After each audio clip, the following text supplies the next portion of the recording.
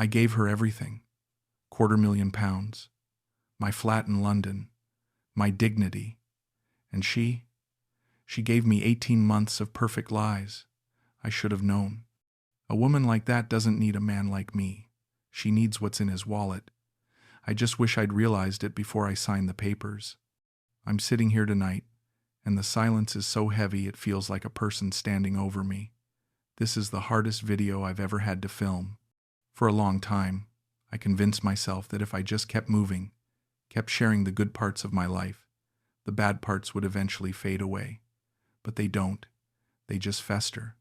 I've been carrying this immense, crippling weight of regret, and I finally realized I can't carry it alone anymore.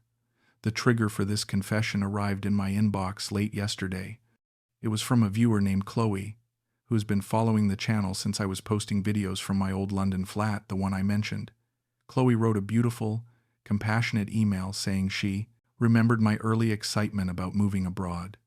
She shared that she'd recently been through a painful experience of her own and recognized the specific kind of forced happiness I'd been projecting.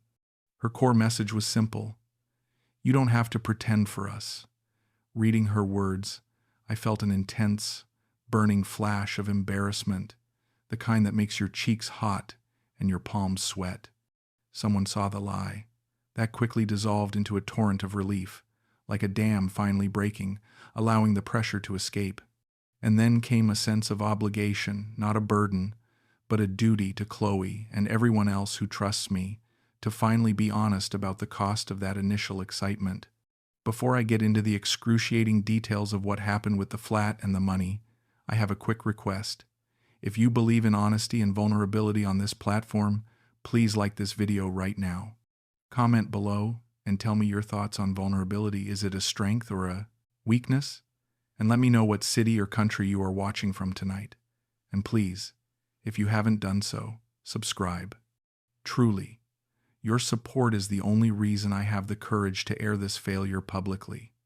Thank you, genuinely, for creating a space where I can finally put down this heavy truth. This is the story of how quickly paradise can turn into a prison.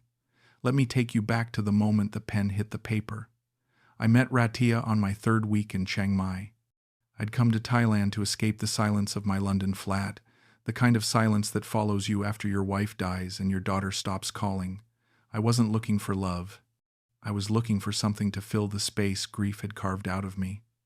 The flat in Kensington had become a tomb. Every corner reminded me of Susan, her reading chair by the window, the kitchen where she'd made tea every morning for 37 years, the bedroom where I watched cancer take her piece by piece over 2 years. I retired early after she died. What was the point? 65 years old and nothing left to count except memories and regrets. Emma, my daughter, had her own life in Manchester, a husband, 2 kids. She'd call every few weeks, her voice tight with obligation.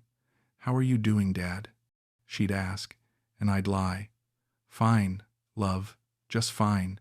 But I wasn't fine. I was drowning in silence. So I booked a one-way ticket to Thailand.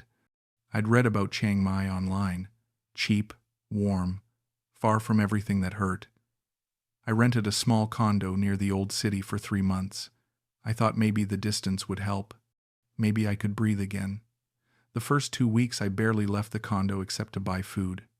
I'd sit on the balcony watching the city move below me, all these people with purpose, with direction, and I felt more alone than I ever had in London. Then my shoulders started acting up. Old age, bad posture, grief, who knows? A Thai man at the coffee shop told me about a massage place near the night bazaar. "Very good," he said. "Professional, clean." I went on a Tuesday afternoon. The place was small, clean like he'd said, wooden floors, smell of lemongrass and incense. A woman at the front desk smiled and asked what I needed. I pointed to my shoulder. She nodded and led me to a room with a massage table. Then she left. 5 minutes later, another woman came in. Rattiya. I didn't know her name yet. I just saw this beautiful Thai woman, maybe early 30s, with long black hair pulled back, wearing the loose purple uniform they all wore. She smiled at me. Not the professional smile you give customers. Something warmer. "You have pain?" she asked in broken English. I nodded. "My shoulder. Right side." She moved closer, pressed her fingers along my shoulder blade. "Very tight," she said. "You carry heavy bag?" I laughed. "No, just heavy thoughts." She looked at me then, really looked at me, and said, "Ah, that kind of pain. The heart kind.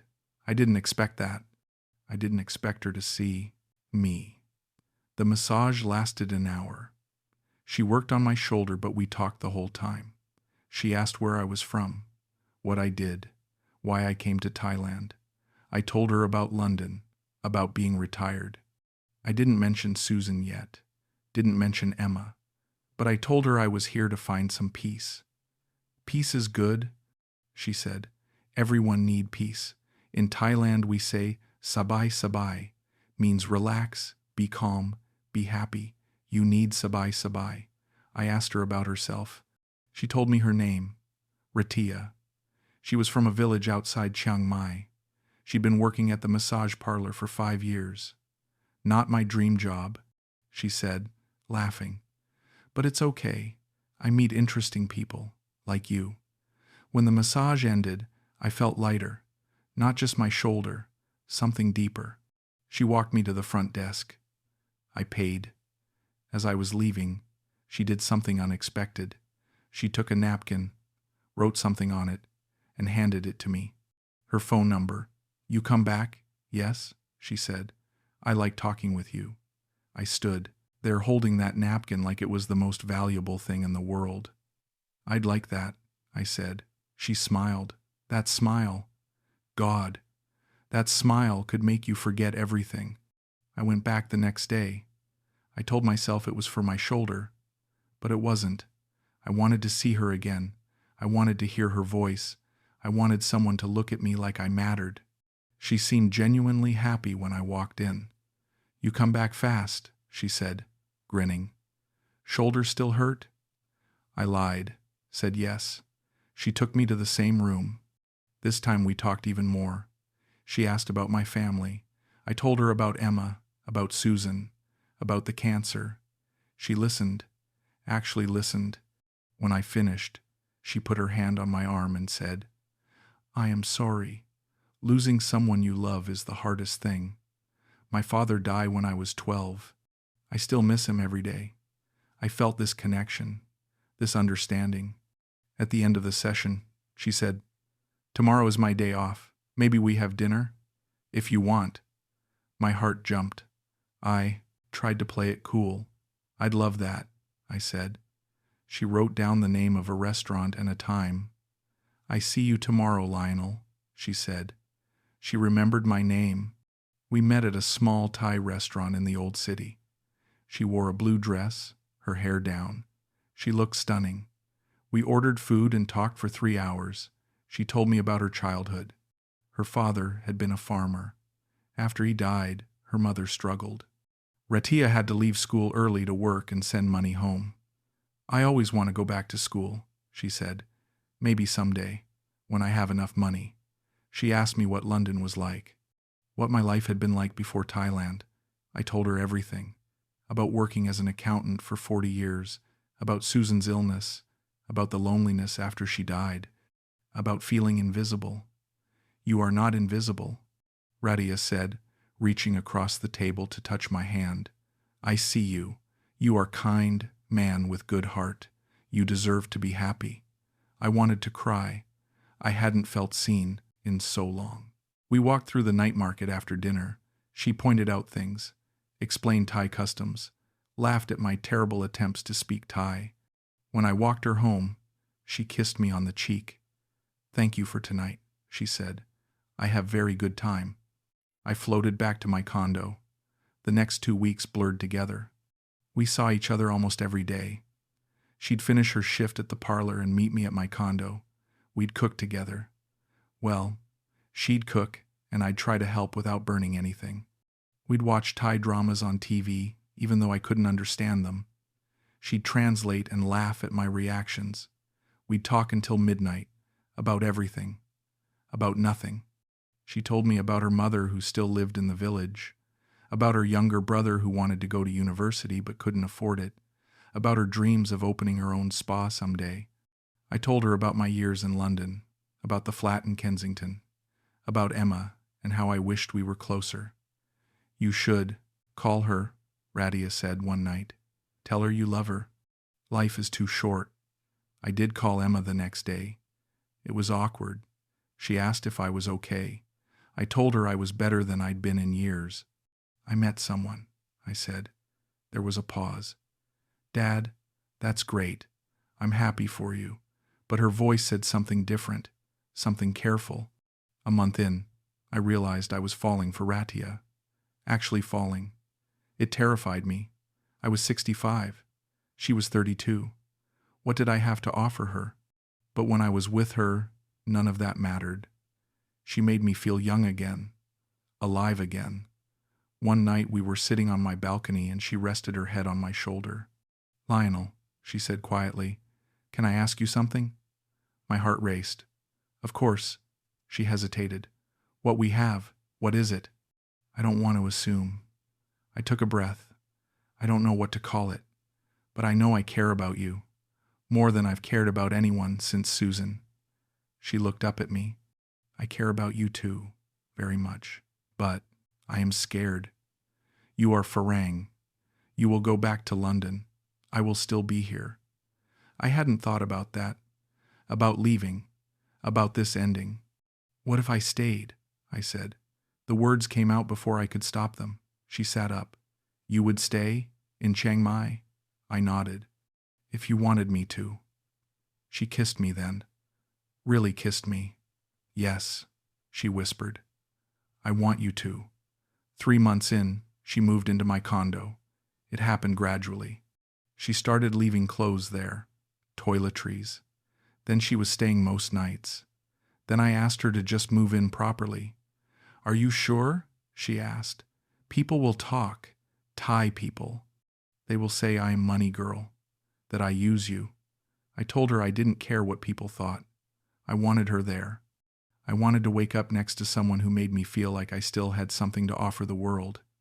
She said yes. Those first few weeks living together were perfect. We fell into a routine. She'd go to work at the parlor. I'd write or read or explore the city. She'd come home. We'd cook. We'd talk. We'd watch bad TV. It was domestic and simple and exactly what I needed. I started thinking about the future, about maybe selling the London flat, about building a real life here. Emma called one evening. I told her Rattiya had moved in. Another pause. "Dad, I'm worried. You barely know her. What if she's just with you for money?" I got defensive. "She's not like that, Emma. She's genuine. She cares about me." Emma sighed. "I hope so, Dad. I really do. Just be careful, okay?" I told her I would be, but I didn't want to be careful. I wanted to believe this was real. Around the 4-month mark, small things started happening. Little things I noticed but tried to ignore. Rattiya's phone would buzz late at night. She'd glance at it, frown, then put it face down on the table. "Who's that?" I'd ask. "Just my brother," she'd say. Always texting, always asking for something. She seemed irritated by it. I didn't push. Then one evening she seemed upset, quiet, distant. I asked what was wrong. She sat down on the couch and started crying. I panicked. "What happened? Are you okay?" She shook her head. "It's my mother. She's sick. She needs surgery." My chest tightened. "What kind of surgery?" Rattiya wiped her eyes. "Her gallbladder. The doctors say it must come out." "But it's expensive. 50,000 baht. Maybe more. I don't have that money. I don't know what to do." 50,000 baht. About 3,000 pounds. I didn't even hesitate. "I'll pay for it," I said. She looked at me. "No, I can't ask you to do that." I took her hand. "You're not asking. I'm offering. Your mother needs help. Let me help." She cried harder then. Hugged me. "Thank you, Lionel. Thank you so much. I pay you back. I promise. I told her not to worry about it. That's what you do for someone you love. A few weeks later, it was her brother. Rattiya came home from work looking stressed. What's wrong? I asked. She sat down heavily. My brother, he have accident on his motorbike. Not serious, but the bike is broken. He need it for work, to deliver food. Without the bike, he can't work. Can't send money to my mother. I asked how much a new bike would cost. Maybe 80,000 baht, she said. 5,000 pounds, more than the surgery. I hesitated for the first time. That's a lot of money, I said carefully. She nodded. I know. I'm sorry. I shouldn't have told you. It's not your problem. But the way she said it, the defeat in her voice, I couldn't stand it. I'll help, I said. But maybe we get a used bike? Something cheaper? She brightened immediately. Yes, of course. Used is fine. Thank you, Lionel. My family will be so grateful. I transferred the money the next day. A month after that, it was her cousin's wedding. Then the family's rice farm needed repairs after a flood. Then her mother needed dental work. Each time, Rattiya would come to me crying or stressed or apologetic. Each time, I'd tell her it was okay, that I wanted to help. That's what families do. But something was shifting. I started noticing the requests were getting more frequent, more expensive, and Rattiya was getting more comfortable asking. One evening, I decided to talk to her about it, not accusing, just concerned. Can I ask you something? I said. She was cooking dinner. Of course. I chose my words carefully. I've been helping your family a lot, and I'm happy to do it. But I'm wondering if maybe we should set some kind of budget, just so I can plan better? She stopped stirring the pot, turned to look at me. Her expression changed. You think I ask for too much money? Her voice was cold. No, that's not what I'm saying. I just want to make sure we're being smart about it. She put the spoon down. You think I use you. That's what you think. I stood up. Rattiya, no. I'm just trying to have a conversation. She crossed her arms. My family is poor, Lionel. They need help. I thought you understand that. I thought you care about me. But maybe you only care about your money. That stung. That's not fair. I've given you everything you've asked for. She turned back to the stove. Then why you complain now? I didn't know what to say. I felt like I was in the wrong, even though I wasn't sure I was. I apologized, told her I didn't mean to upset her. She was quiet for the rest of the night. Around the 6-month mark, Emma called again. She'd been distant since our last conversation about money. Dad, I need to talk to you about something, she said. Her voice was serious. My stomach dropped. What's wrong? Are you okay? The kids? She sighed. We're fine. It's you I'm worried about. I've been doing some research about relationships in Thailand, about scams. Dad, there's a pattern. Older Western men meet younger Thai women. The women ask for money for family emergencies. It keeps escalating. I'm scared that's what's happening to you. I felt anger rise in my chest. Emma, Rattiya isn't scamming me.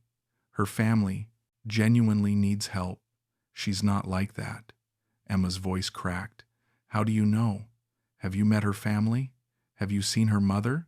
Seen the surgery bills? Or are you just taking her word for it? I hadn't met her family, hadn't seen any bills.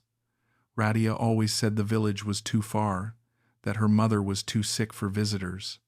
I trust her, I said firmly. That should be enough. Emma was quiet for a moment. Dad, I love you, but I can't watch you destroy yourself for someone who might not be who you think she is. Please, just be careful. Please ask questions. I told her I had to go. Hung up, I was furious. How dare she judge Rattiya? She didn't know her, didn't see how she made me feel.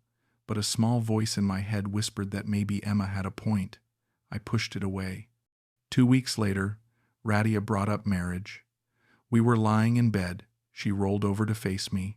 Lionel, can I ask you something serious? My heart started racing. Of course. She took a breath. I want to stay with you forever. I love my life with you. But I am scared. I touched her face. Scared of what? She looked down. Your visa here is tourist visa. Eventually you have to leave Thailand, go back to London, and I can't come with you. I think about this all the time. I think about you leaving and me staying here and this all being over. It makes me so sad. I hadn't thought about the visa situation. I'd been living day to day. What are you saying? I asked. She met my eyes. If we marry, I can apply for UK spouse visa. I can come to London with you. We can have real life together, real future, not just holiday that will end. Marriage. The word hung in the air. I'd been married to Susan for 37 years. The thought of marrying someone else felt like betrayal, like I was erasing her. But I also knew I didn't want to lose Rattiya. Didn't want to go back to that empty flat alone. I need to think about it, I said. She nodded. I understand. Take your time. I am not pushing you, but I could see the disappointment in her eyes. I thought about it for 2 weeks, couldn't think about anything else. Was I ready for marriage again? Was this moving too fast? But every time I looked at Rattiya, every time she smiled at me or held my hand or made me feel like I mattered, the answer became clearer. I didn't want to lose this. One evening, I took her out to dinner at a nice restaurant. After we ordered, I reached across the table and took her hand. I've been thinking about what you said. About marriage. Her eyes widened. And? I smiled. Yes. Let's do it. Let's get married, she gasped. Started crying. Really? You mean it? I nodded. I love you, Rattiya. I want a future with you. In London. Here. Wherever. I just want to be with you. She came around the table and hugged me so tight I could barely breathe. I love you too, Lionel.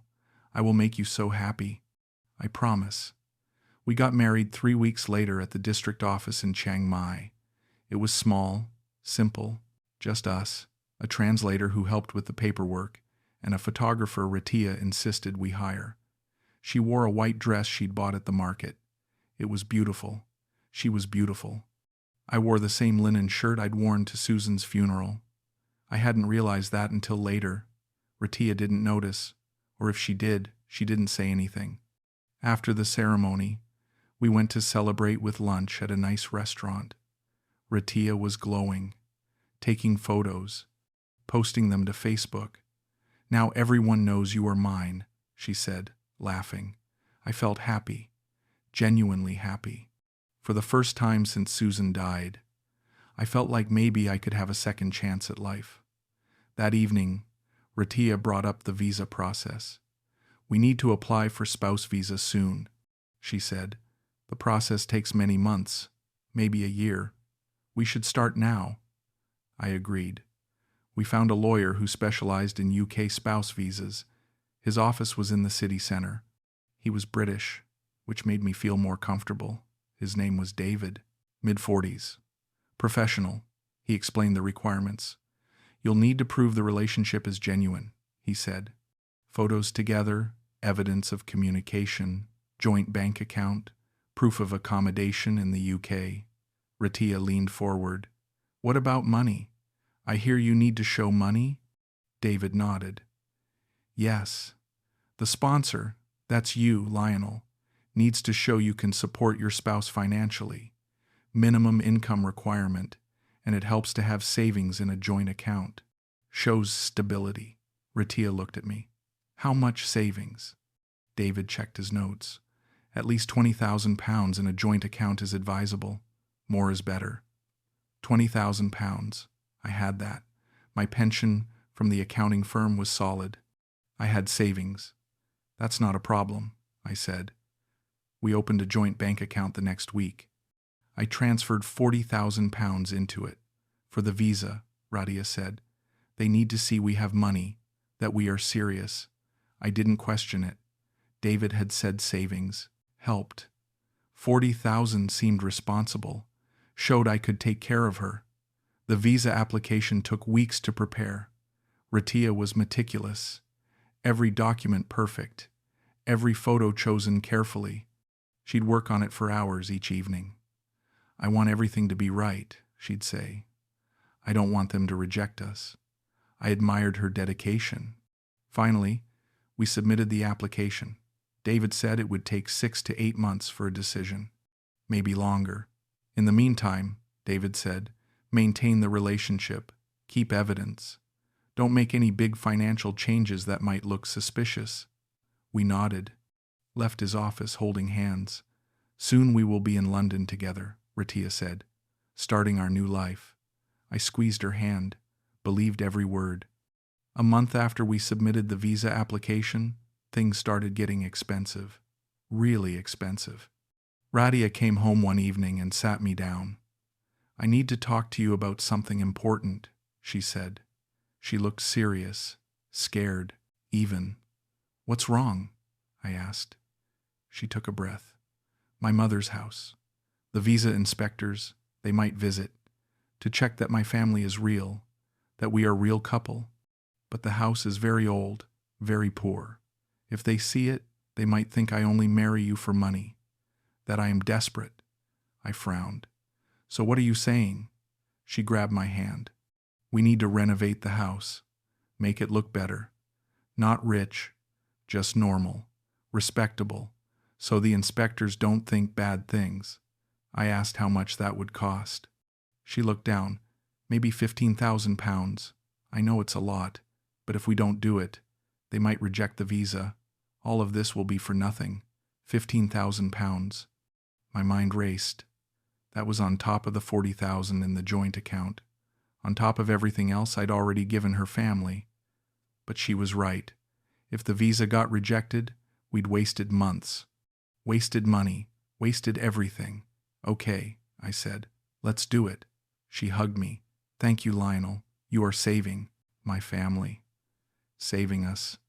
I transferred the $15,000 the next day. 2 weeks later, she needed $5,000 for her brother.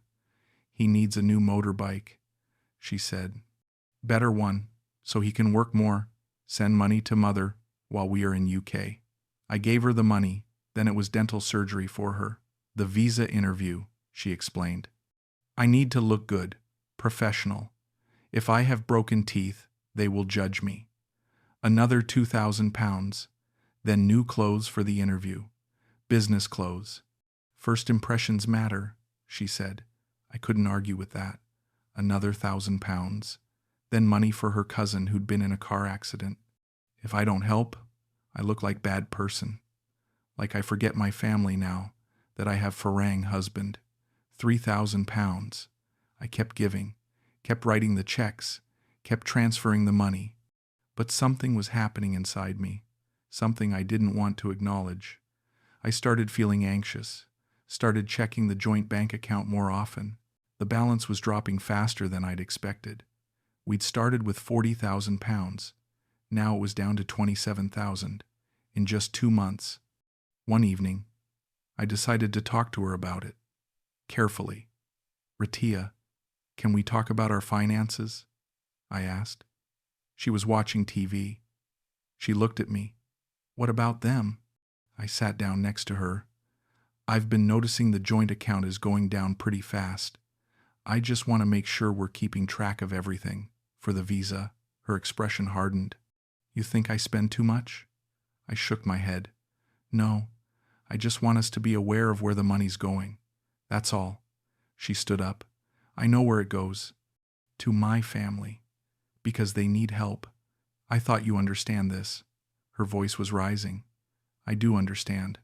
I'm just saying maybe we should slow down a bit. Make sure we have enough for the visa process, for when we move to London." She crossed her arms. "You think I steal from you? Is that what you think?" I stood too. "That's not what I'm saying at all. I'm just trying to be responsible." She laughed. It was a bitter sound. "Responsible? You want me to tell my mother she can't fix her house? Tell my brother he can't work? Tell my cousin to die in hospital because we need to be responsible?" I felt terrible. "Rattiya, please." That's not fair. She grabbed her purse. I am going out. I need to think. She left, slammed the door. I sat there feeling like the worst person in the world. Was I being selfish? Was I being controlling? I didn't know anymore. She came back 3 hours later, didn't say where she'd been. We didn't talk about it again. But something had shifted between us. She was more distant, more on her phone. I tried to make it better, tried to be more understanding, but the anxiety was eating at me.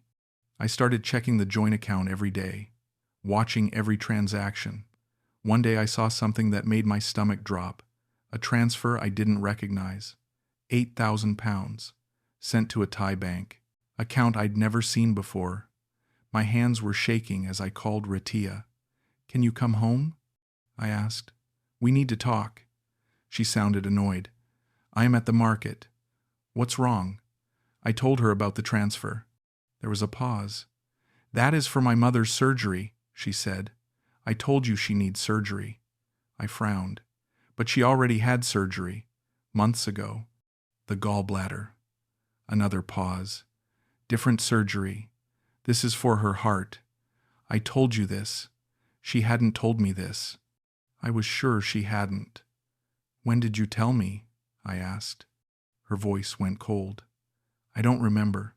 Maybe you don't listen when I talk. I have to go. We talk later. She hung up. I sat there, staring at the phone. Something wasn't right. But I didn't know what to do about it. Didn't know who to talk to. Emma hadn't called in over a month. I'd pushed her away. I had no friends here. No one to ask for advice. I was alone with my doubts. That night I couldn't sleep. I kept thinking about the money, about Rattiya's defensiveness, about the way she wouldn't meet my eyes when I asked about the transfer. Around 3 a.m, I heard her phone buzz. She was asleep next to me. The phone was on her nightstand. It buzzed again, and again. I looked at her. She didn't stir. I shouldn't have done what I did next. I know that, but I couldn't help myself. I reached over and picked up her phone. The screen lit up. Messages in Thai, from a contact saved as just a heart emoji. I couldn't read Thai, but I could see the photos. I clicked on the conversation. My heart stopped. There were dozens of photos. Rattiya and a young Thai man, maybe late 20s, handsome. They were at a beach resort, at restaurants, in a hotel room, in bed together. The timestamps were recent, some from last week, some from yesterday. My mind went blank. I scrolled through the messages, used my own phone to translate them. They were love messages. He called her baby, darling, my heart. She called him the same things. There were messages about meeting up, about how she missed him, about plans for the future. And then I found it.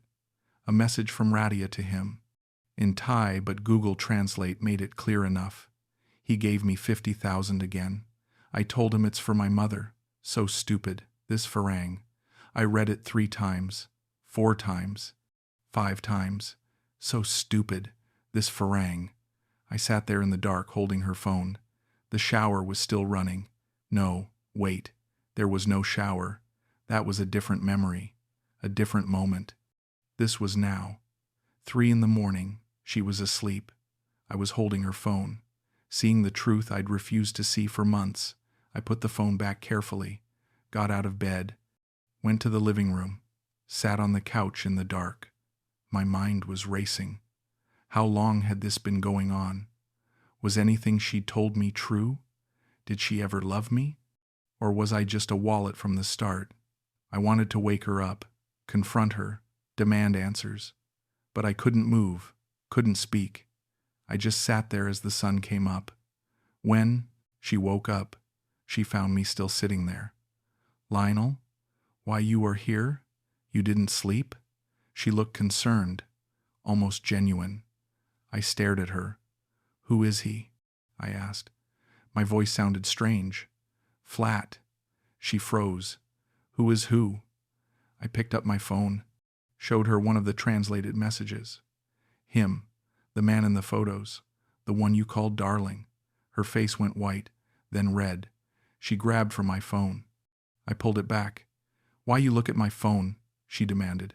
"You have no right." I stood up. "Who is he?" "Rattiya." She didn't answer, just stared at me. Then she grabbed her own phone from the bedroom. Came back. "He is my friend," she said. Her voice was defensive, angry. "You don't understand Thai culture. We are close with friends." "Is normal." I laughed. It sounded horrible even to me.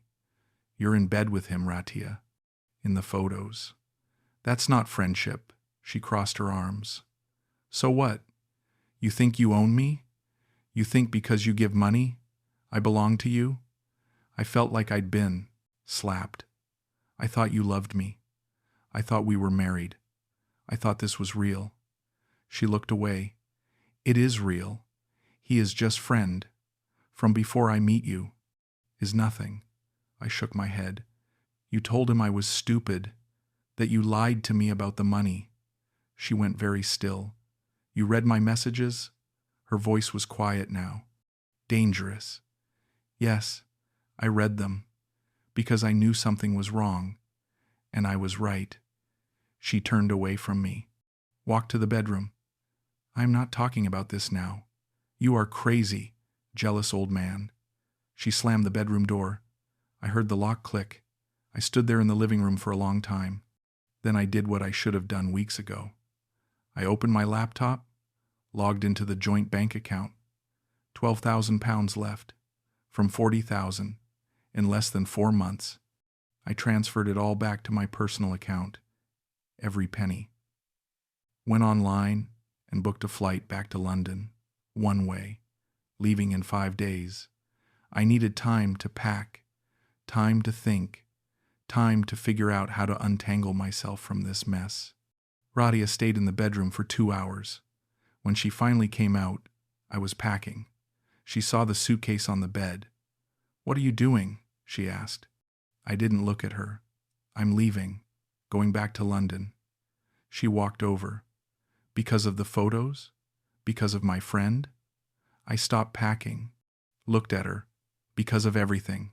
The lies, the money, the messages, all of it."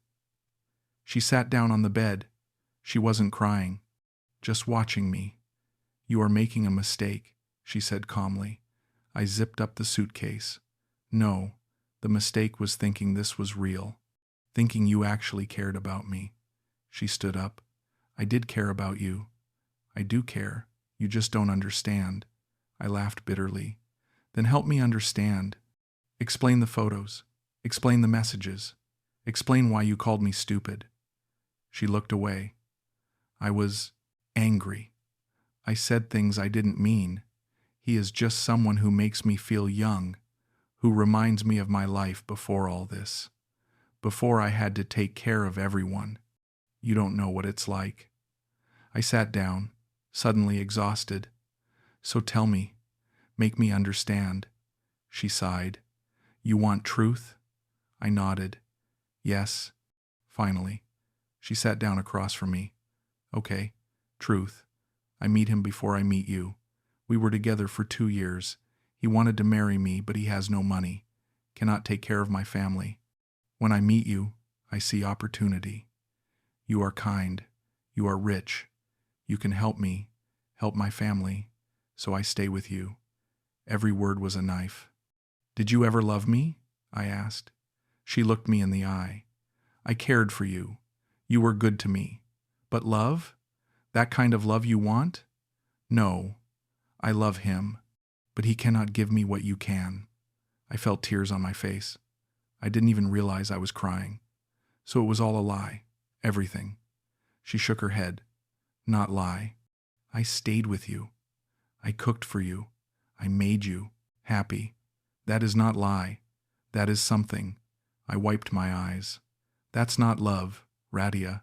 That's a transaction." She shrugged. "Maybe. But you got what you wanted too.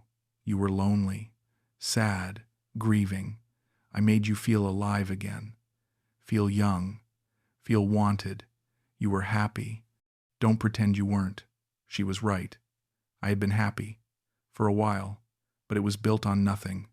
I gave you everything, I said quietly. My money, my trust, my heart. She stood up. And I gave you 18 months. Without me, you would still be alone in your flat, crying for your dead wife. I gave you something to live for, even if it wasn't forever. I didn't know what to say to that. She walked to the door, stopped, turned back. You will go home and tell everyone I used you, that I am bad, Thai girl.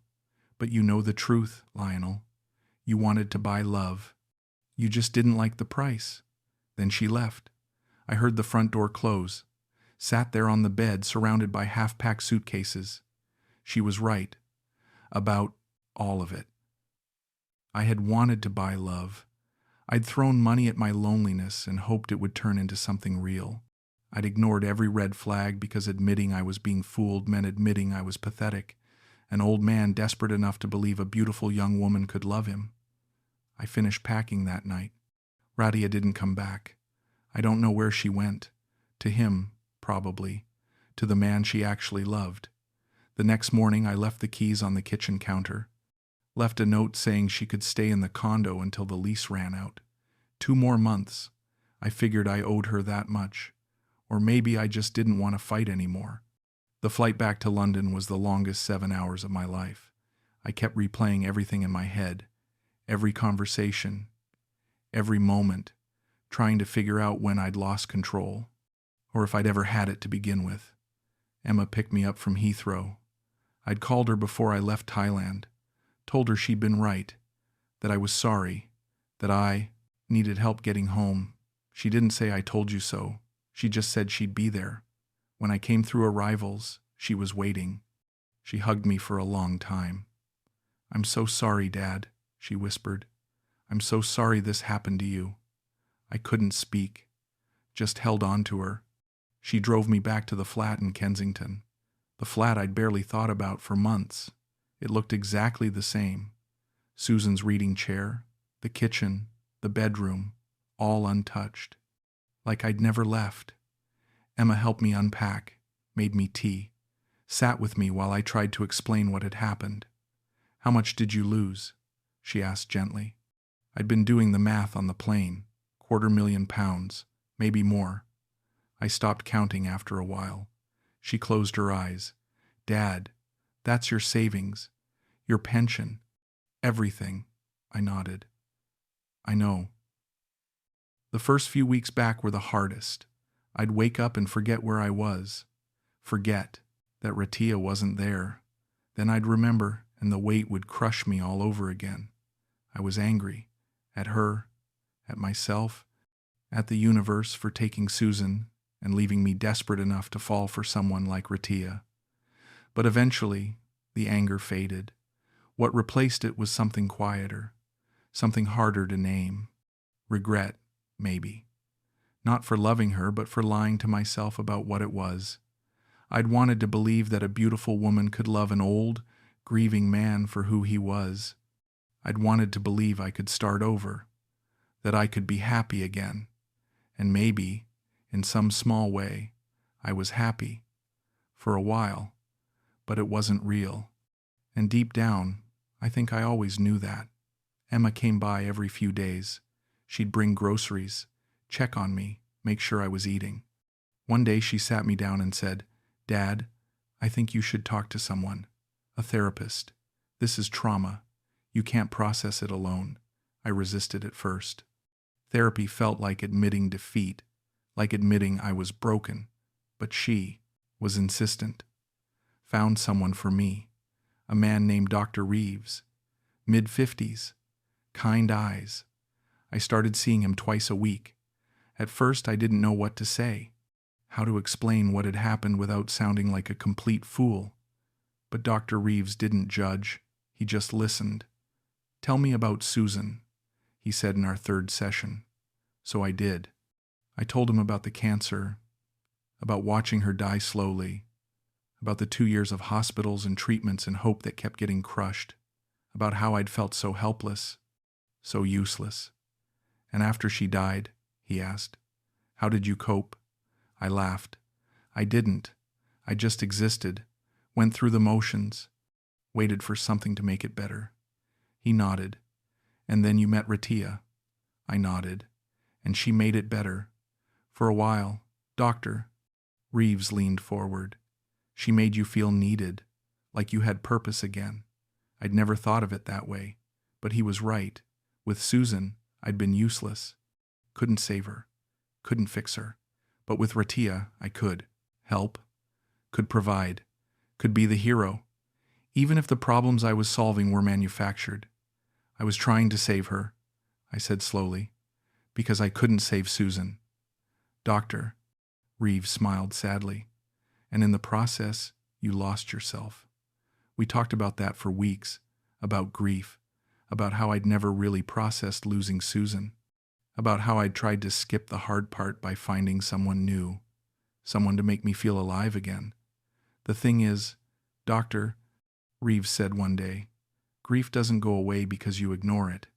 It just sits there waiting, and when you're vulnerable, it makes you do things you wouldn't normally do, like give £250,000 to someone you barely know. I winced. He wasn't wrong. Do you regret meeting her? He asked. I thought about it. Sometimes, but also no. She did make me happy, for a while, and maybe that's worth something. Doctor. Reeves nodded. The question is, can you forgive yourself for wanting that happiness, even if it cost you everything? That's what I've been working on. Forgiving myself. It's harder than I thought. I still wake up some mornings and feel ashamed. Stupid. Pathetic. An old fool who thought he could buy love. But other days, I feel something different. Not quite peace, but acceptance, maybe. I made a mistake. A huge, expensive, devastating mistake.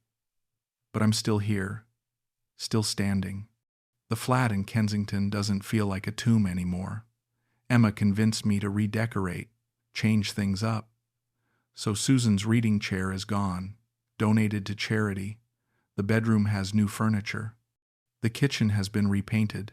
It's still quiet, but it's a different kind of quiet. Not the silence of grief, just the silence of being alone, and I'm learning that maybe that's okay. I'm not angry at Rattiya anymore. I don't think she's evil. I think she's someone who learned to survive by taking what she could get from people who were willing to give it. And I was someone who wanted to feel needed so badly. I let her take everything. We were both using each other in a way. She used me for money. I used her to feel alive. The difference is, she knew what she was doing, and I didn't. Or maybe I did and just didn't want to admit it. I don't know if I'll ever love someone again. The thought of opening up like that, of being that vulnerable, terrifies me. But Emma says I shouldn't close myself off. That not everyone is like Rattiya. That there are good people out there who would love me for me. Maybe she's right. Or maybe I'm just too old and too tired to try again. I've started volunteering at a local community center, teaching basic accounting to young people starting businesses. It's simple, no emotions, no expectations, just numbers and spreadsheets and helping people understand tax law. It makes me feel useful again, but in a healthy way, in a way that doesn't cost me my savings or my dignity. Emma and I are closer now than we've been in years. She calls every few days, comes over for Sunday lunch, brings the grandkids. They're getting so big. I missed a lot while I was in Thailand. I'm trying to make up for it now, to be present, to be the grandfather they deserve. Some days I think about Rattiya, wonder where she is, if she's still with that man, if she ever thinks about me, if she feels any guilt at all. But mostly I don't think about her. Mostly I'm just trying to move forward, to rebuild my life from the ruins of my own bad decisions. I learned something from all of this, something Dr. Reeves helped me see. I learned that you can't run from grief. You can't fix loneliness with money or love or another person.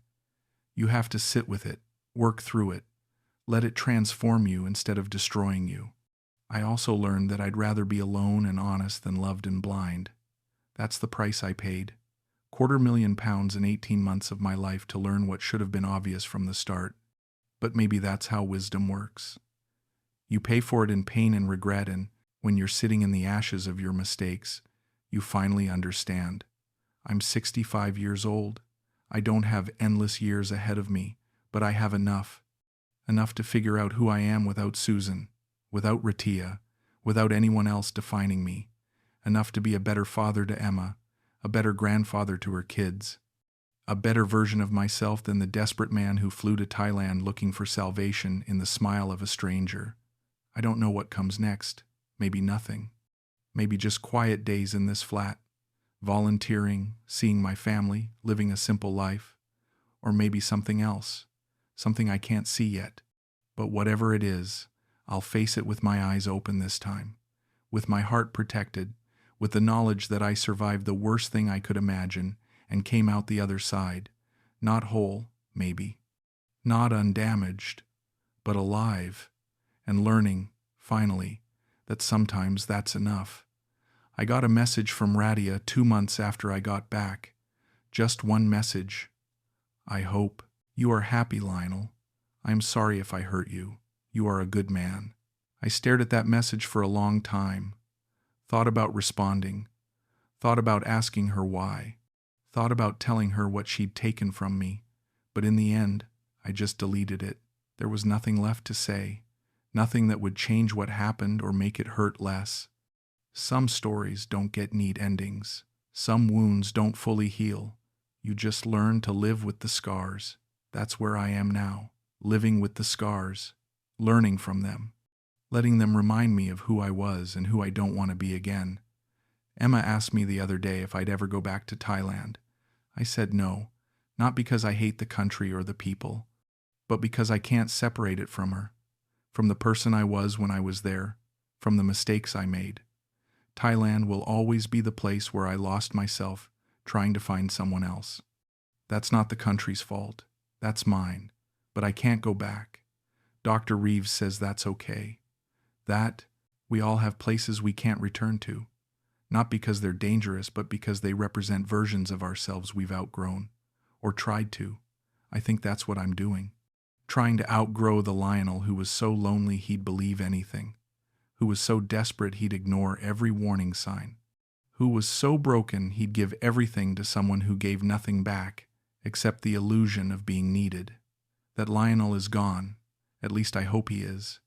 In his place is someone quieter, more careful, more aware of his own limitations and vulnerabilities, someone who knows that love can't be bought and loneliness can't be fixed by another person, someone who understands that the hardest person to be honest with is yourself, and that's the most important honesty of all. So that's my story.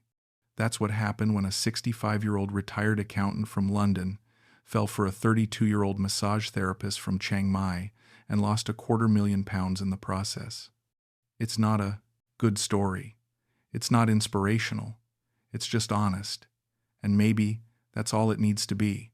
A warning, a cautionary tale, a reminder that even smart people do stupid things when they're lonely enough, when they're hurting enough, when they want to believe in something beautiful badly enough to ignore the price. I paid that price, and now I'm paying it forward, telling this story so maybe someone else won't make the same mistakes, won't ignore the red flags, won't let desperation override common sense. If this helps even one person, maybe it was worth it. Maybe losing everything taught me something valuable after all. That's what I tell myself, anyway. On the bad days, when the shame creeps back in, when I wonder how I could have been so blind, so stupid, so pathetically desperate for connection that I let myself be used. On those days, I remind myself that I'm human, that grief makes you do irrational things, that loneliness is a powerful force that can override everything else, including logic, including self-preservation, including common sense. And then I remind myself that I survived, that I'm still here, that the story didn't end with me broken and alone in a foreign country. It ended with me back home, rebuilding, learning, growing, not happy, necessarily, but alive, and working toward something that might eventually look like peace. That's enough. For now, that's enough.